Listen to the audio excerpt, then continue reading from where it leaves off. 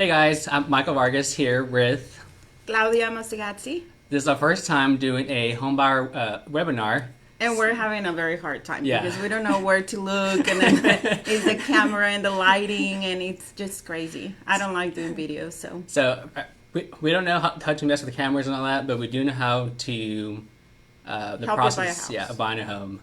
So if you have any questions about buying, just put them in the comments below, and We'll answer them as we see them. Well, I think it's very important right now with everything that's going on with the virus, and there's a lot of people out there like wondering, is it a good time to buy or should I wait?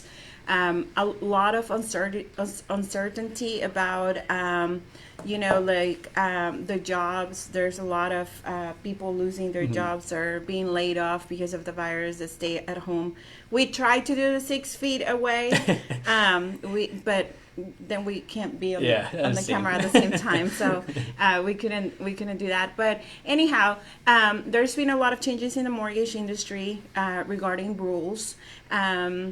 Nothing has actually come from actually like FHA saying, oh, now we are not going to do these loans at these FICO scores.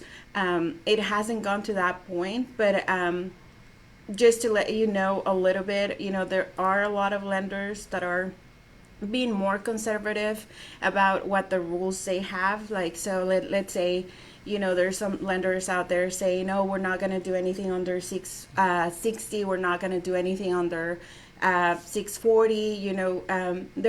They're being more cautious about what they're lending, and it's understandable because honestly, I mean, the market has been going crazy. So not all the lenders are like that. So the first thing that I'm going to tell you right today is, make sure if you're pre-approved and you were pre-approved like in the last 3 months, go back to your lender and see if that pre-approval list is still good.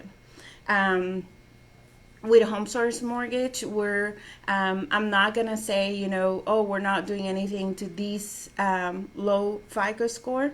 We're looking at every case by case. Why? Because we're still, I mean, we want to be pretty much the best way to put it out there is like we want to lend responsible.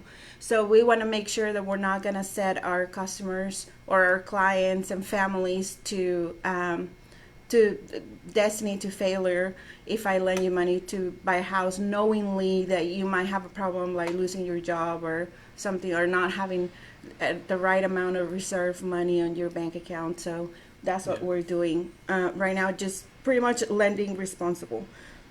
So let's start a little bit about buying a house. What have you seen any changes about, like, right now with the virus? I know it's hard to go and look at houses. Like, what are you guys? There are some sellers that kind of holding off on selling just because of the virus and kind of the concerns about it. But I think for the most part, this sellers still want to sell and buyers still want to buy. So there's not like a shortage of houses or whatnot. There's plenty of houses still available out there.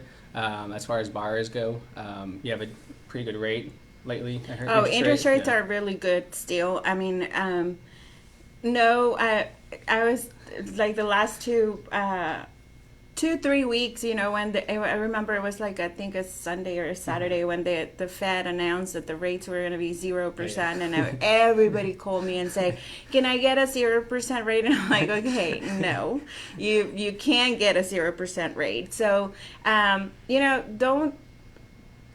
don't listen to everything that they say on the news, like as of like, oh, this is what's happening.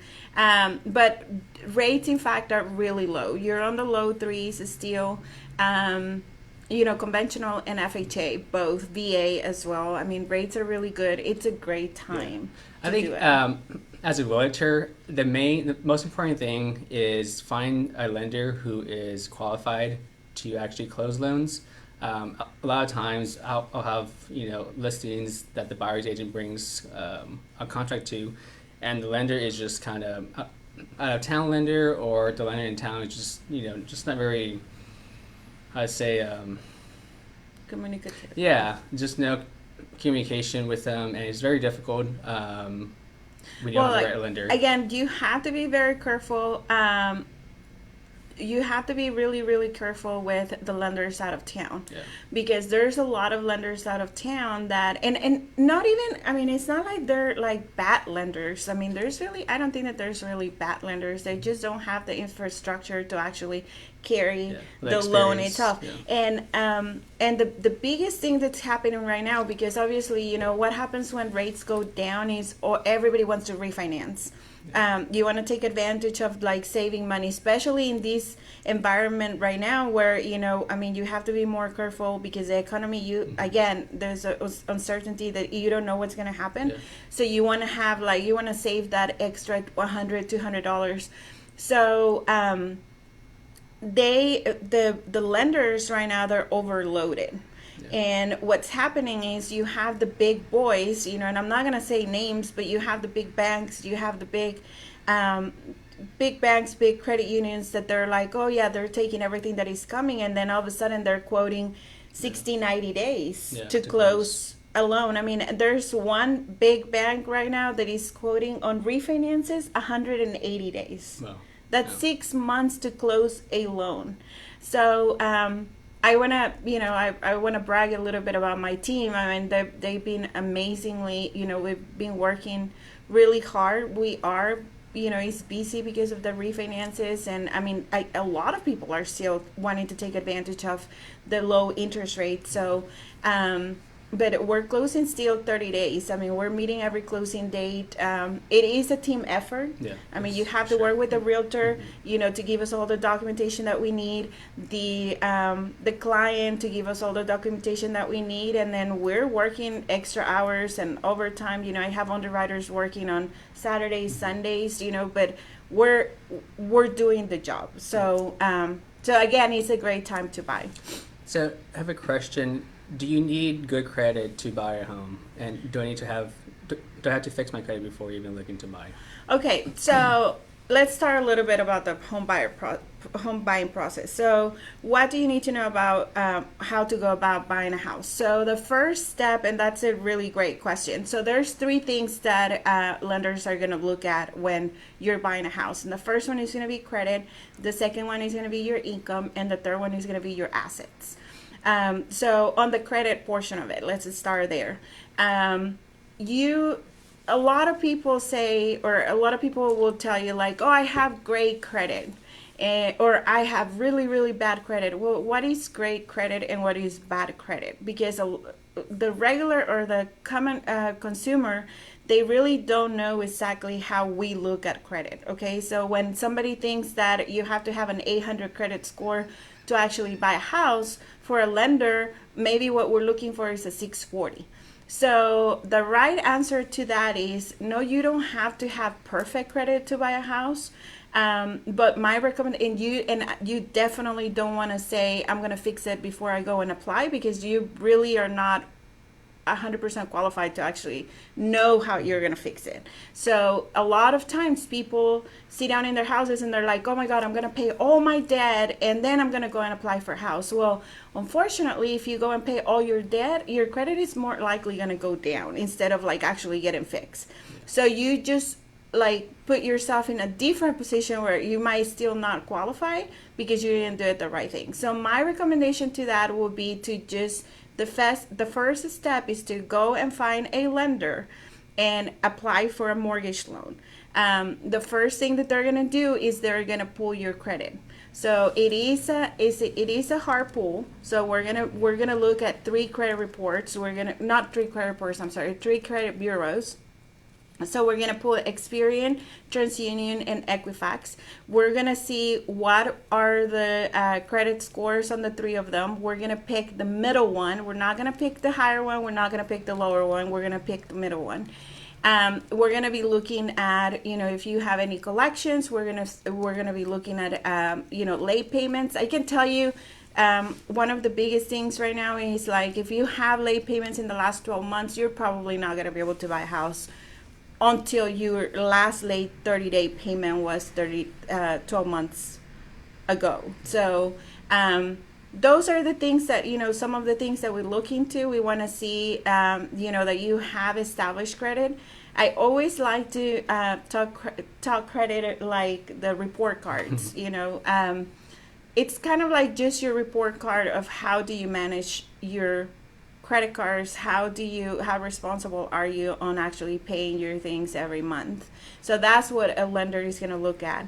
um, Just want to make sure that you can pay back the loan when you Right. take the loan out. So don't go about it by like, oh, let me pay all my debt, or oh, I'm not never gonna qualify because I don't think I have good credit. Let a professional, somebody that is gonna review your credit, look at it, and then tell you what you can do. Now here at Home Source Mortgage, what we do is I always tell everybody like, oh well, I want to start the process, but I'm working on my credit. No, let me take a look, let me take the application, let me look at where you are financially, and then I will tell you what you need to do. I might not tell you go and find a house right now.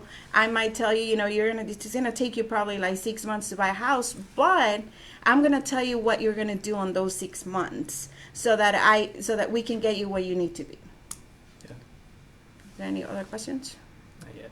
Okay, so moving forward, so the first step again is just applying. The other thing that we're gonna look into is your income.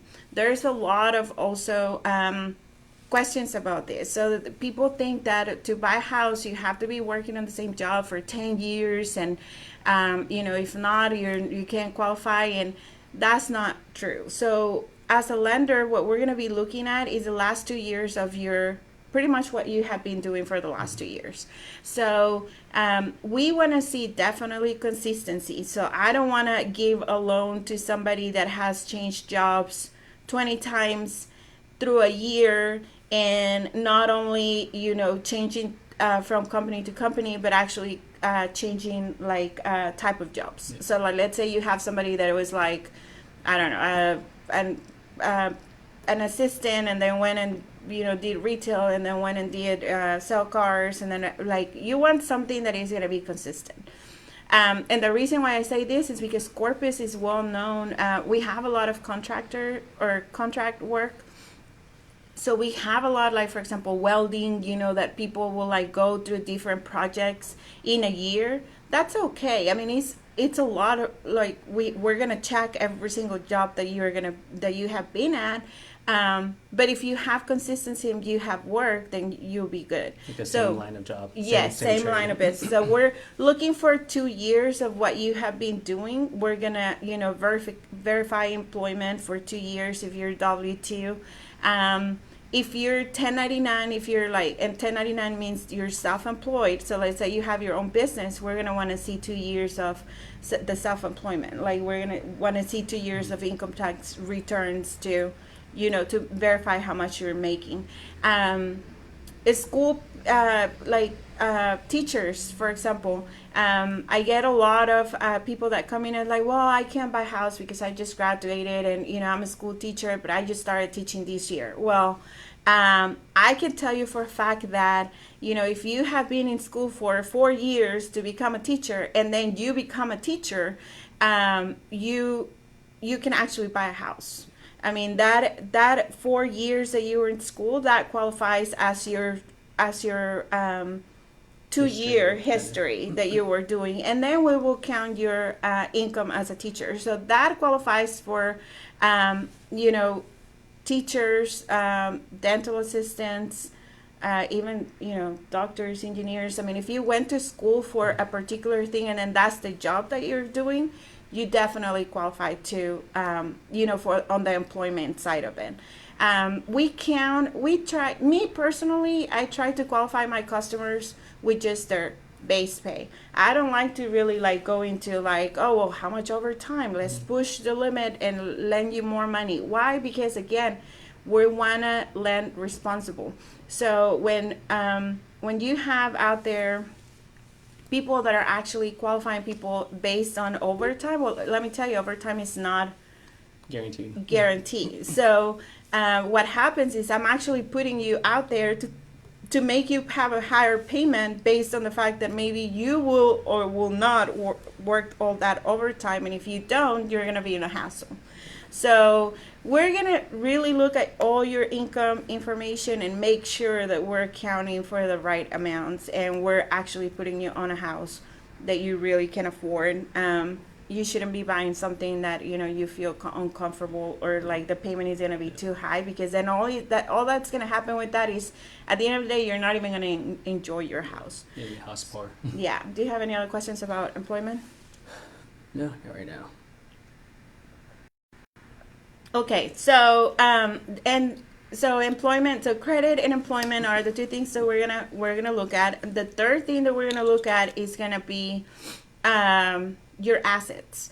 So it's very important that, and especially it brings me to what we're living right now through. Like there's a lot of people that have been laid off, or they have leave of absences, and unfortunately, people everybody. I think we all have been in that position that where, you're pretty much like you don't have money on the bank saved. You're pretty much really depending on that paycheck that is coming next, and then all of a sudden you found yourself in a situation where you're like, crap, like Currently. I'm not gonna get a check. So the question with that, if you're temporarily laid off, could that affect closing if you're currently in contract?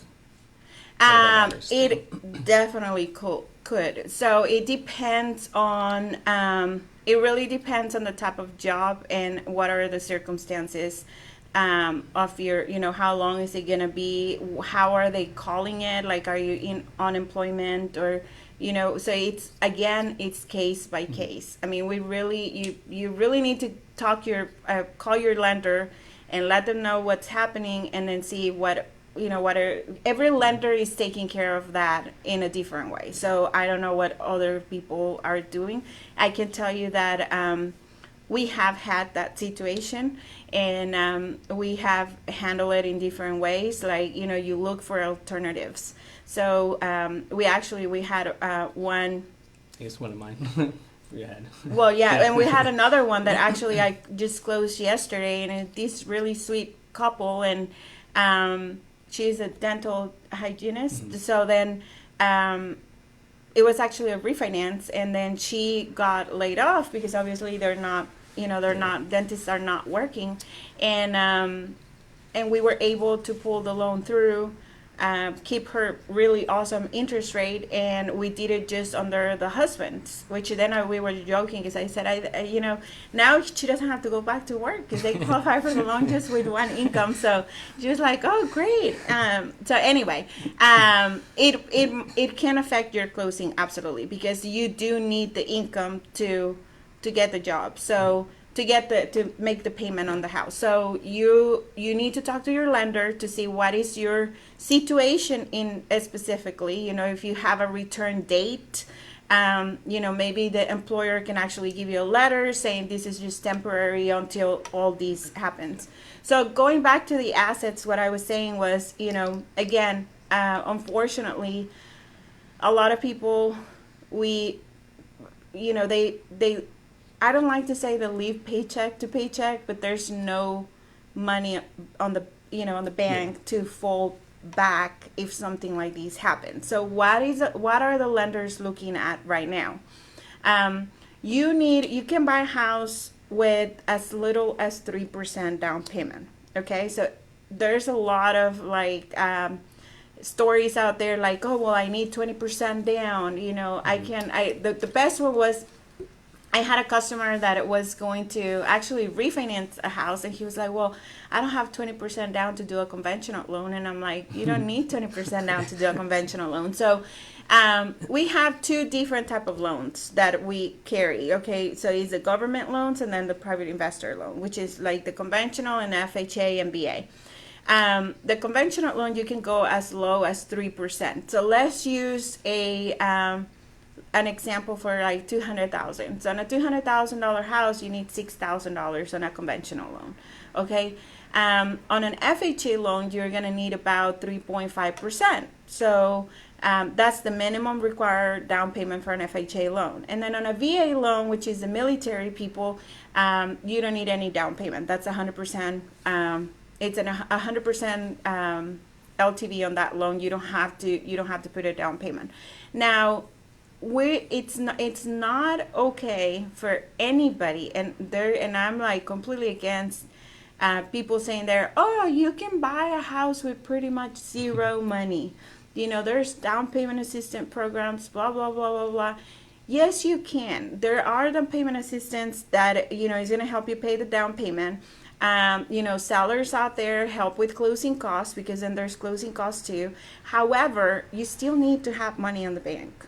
Like, there's still going to be expenses that you are going to have to pay. So what we're looking for is that you have, your down payment in the bank. And the rule of thumb, and I'm going to say this, and doesn't mean that it has to happen. This is just kind of like on my unicorn, world, what I would like to see everybody to have. It's at least 2 months of your house payment. So again, on a $200,000 house, you're probably going to be looking at a payment of about $1,500, let's say, and that's principal, interest, tax, and insurance.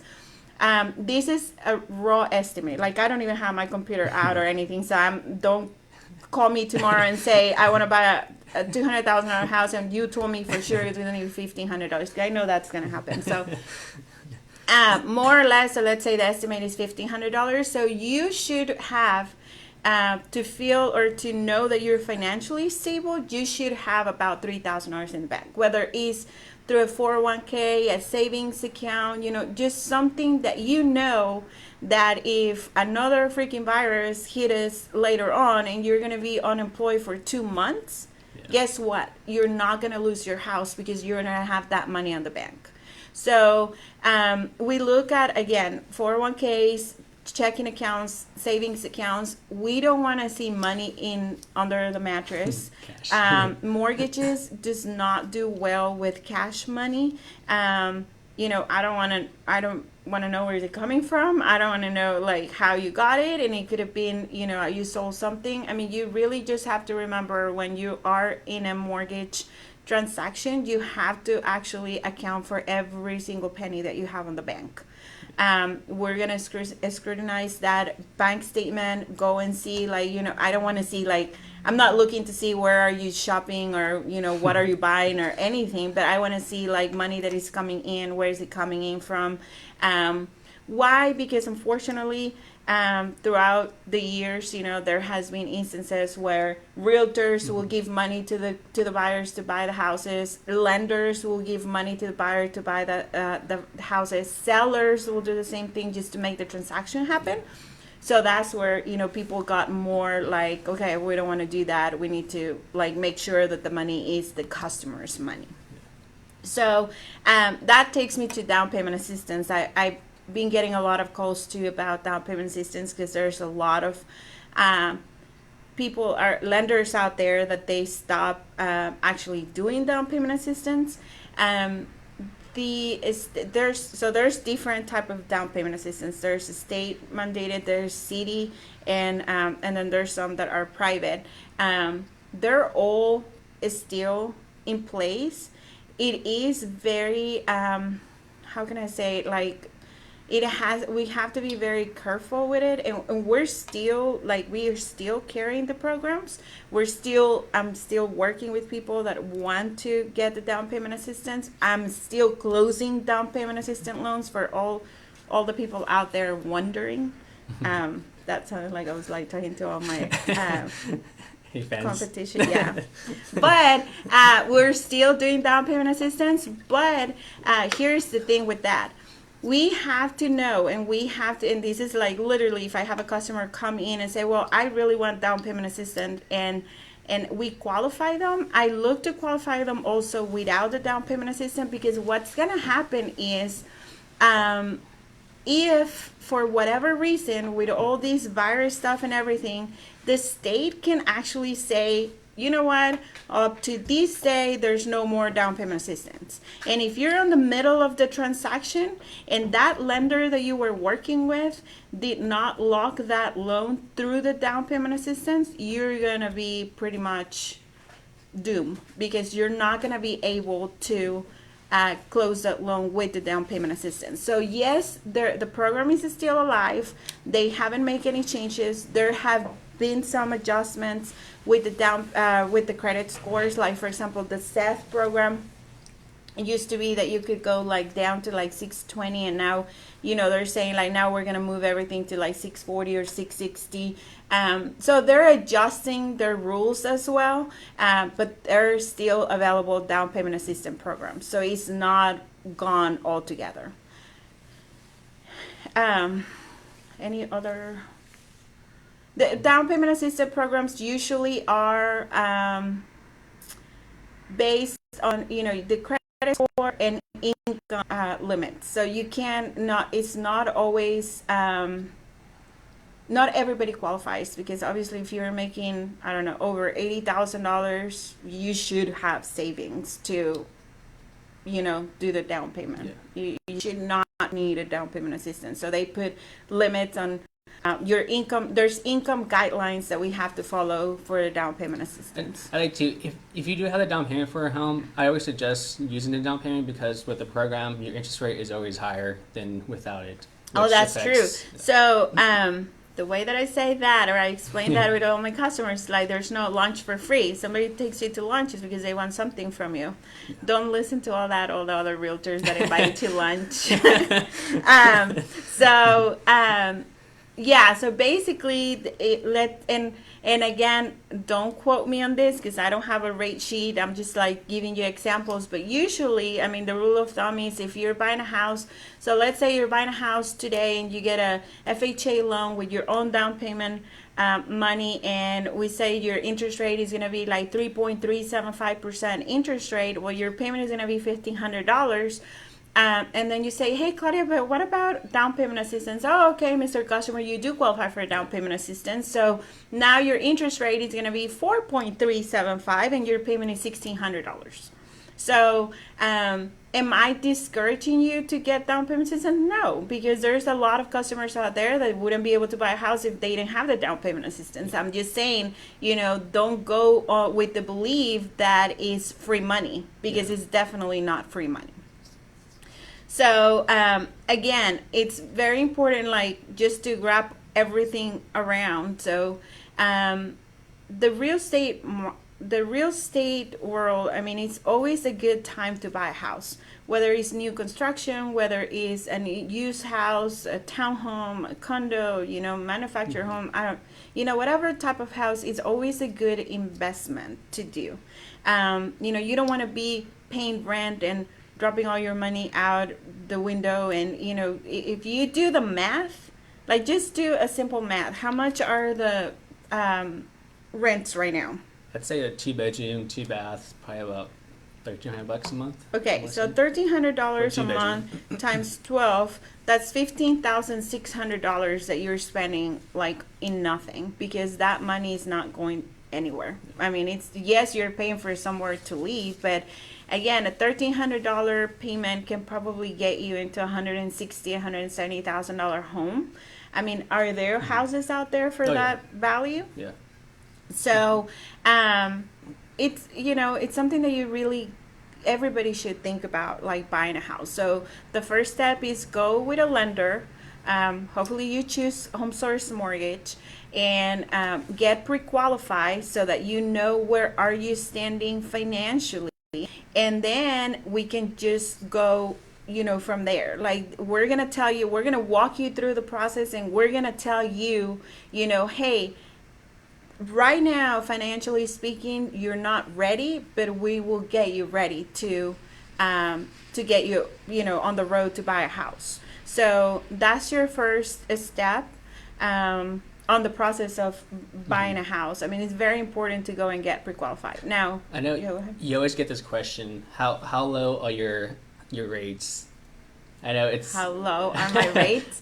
I like how you respond to it. So the way that I always respond to it depends on the type of loan that you're doing. It depends on your credit score. It depends on your loan to value, and it depends on your debt to income. So it depends on a lot of things. I can't really answer that question. I can tell you I've locked 15-year loans at 2.875. I've locked 3.1 30-year notes.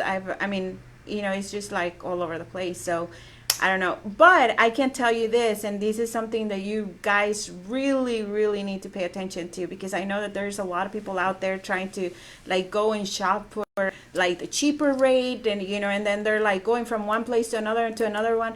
Rates right now are like literally moving like over 20 times a day. Like rates are like, I've never seen rates going that crazy. So they're moving all the time. So what we're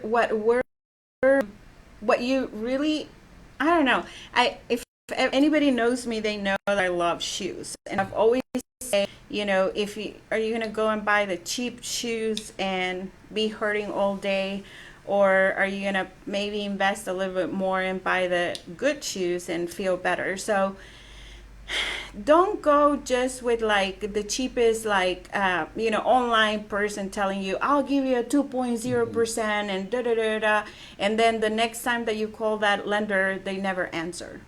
Try to go and really do your homework. I mean, you can't just shop around per rate. Like, I have a customer right now that he came and he was like, well, these people are quoting me this much, and I was like, okay, and I look at the estimate and I was like, I'll match it. He's like, you will match it? I'm like, hell yeah, I'll match it. They're charging you like freaking 2 points. I'm like, I'll do that all day long. He was like, well, what do you mean? I said, well, let me show you the difference. Like, rates are so low right now that the difference from going to like a 3.3 to a 3.5 is not even that much a difference for you to like pay hundreds of dollars just to get it down. So just be careful with the rates right now. That it's a perfect time to buy, but you just need to make sure that you're with the right people and that they're actually directing you on the right way. And again, I mean, with the virus, I know there's a lot of uncertainty and a lot of people not like wanting to take that like a step. But guys, it's not gonna stay here forever, knock on wood. So I mean, we're gonna come out of this, and if you even think right now, hey, you know what, this is not really a good time for me to buy, well, this is a good time for everybody to at least see where you are standing financially. I'm very well known for being very blunt when I talk. So if you want to just hear somebody tell you like, hey, you know what, you need to save money, then give me a call so I can look at your whole financial situation, and then I can tell you and point you out like, this is what you're doing not the right way. This is what we need to change, and this is what's going to get you to buy a house. Yeah. You have any other comments, Michael? I think another question they always ask, how much money do you need to start like looking at a house? Like, you want to talk about like the inspections? Yeah, I think of course you need earnest money, which usually is about between $5,000 and $1,000. And earnest money is just good faith that you are going to purchase a property. And then from there, once we do find a house, we do inspections. I always recommend doing a home inspection, a plumbing, and a termite. And those three cost between $400 or $500 for inspections, but it's worth it. I always recommend it because we can't find something that's wrong with the house and ask us like to either fix it or give us credit. So I think total you'd need about $2,000 to actually start the process of buying a home. Now, just to add to that, the earnest money is usually credited back to your down payment. So again, if you go back to the $200,000 example, if you have an FHA loan, so we said 3.5%, that's $7,000 down payment, and he's asking you for $1,000 for the earnest money, then at closing you would only bring the $6,000 difference for your down payment. So it's not like it's an extra cost on top of what you're gonna pay. That's just really like a deposit from the same down payment. Yeah. So if there's no more, we've been doing this class for 3.5 years. 3 years, yeah. Yeah. This is our first webinar. This is the first one online, and I don't even think that I'm gonna go back and look. I don't like videos, but I sang on the other one that I put, so I was actually singing on video. So I figure, okay, well, let's just do it. But if you guys have any questions, so my phone number is 361-774-0002. It's really easy. And if you have any questions or concerns or if you recently your lender call you and tell you, hey, I can't do your loan anymore because we changed rules, give me a call and let me take a look at your situation. Again, I'm not here to tell you guys like, oh, I'm doing every single loan that everybody else can't do. That's not what I'm saying. But what I am saying is that, agency has not made the changes yet. So we do have the potential, like, I mean, my company is like the best one out there, and well, one of the best ones. There's a lot of them, but we have a lot of outlets to help people, but again, we're lending responsible. So we're really looking at a case by case, making sure that it makes sense for that person on the financial situation that they are, to make that exception and go through the loan. So if you guys are worried about it, or if the lender out there is like telling you, hey, you no longer qualify, give me a call, because we might be able to actually help you. Yeah. And then what's your phone number? My number is 361-249-4982, and I put in the comments to your website, so in case anyone wants to apply, just go online to Claudia's website and she'll get you taken care of. Yeah, if you apply, we'll call you pretty much like right away, let you know how it looks. You can actually, on our application, like when you fill out your application, the first thing that it pops up is your credit score, so you can actually like see it from there. And then you receive a call, and then we'll go over and review your application, and then tell you where you are and what you need to do, and then we can just take it from there. But everybody stay safe. I'm gonna use this to just tell everybody, like, really stay home. I don't understand people that are still like going out there. It's really scary what's happening. So wash your hands, stay home. I'm gonna go and have to disinfect myself. I was too close to Michael, and I don't even know if he has been like out partying or anything. So be safe, everyone, and hopefully we'll be out of all of this mess very soon. Yep.